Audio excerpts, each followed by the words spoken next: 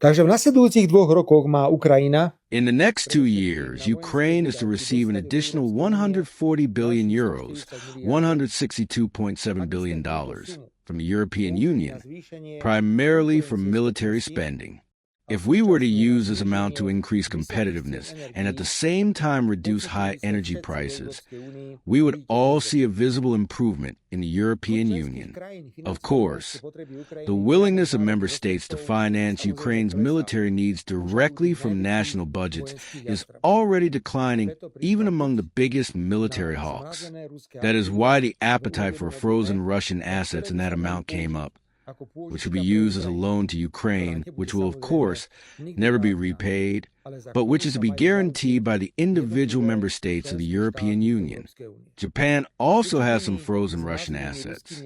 It is evident that the prime ministers of the member states of the Union are fully aware of the huge risks associated with the confiscation of frozen Russian assets for Ukrainian needs, the risks of violations of international law, the risks of lawsuits by Russia, but above all the risks of harsh Russian retaliation.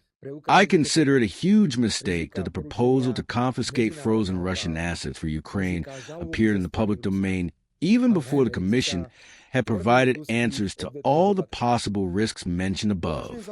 This piece of Russian cheese, however, smells very much a European raven. Expectations of the confiscation of frozen Russian assets are huge, but they may hit reality at the next European Council in December, when the decision is due to be taken and end in fiasco.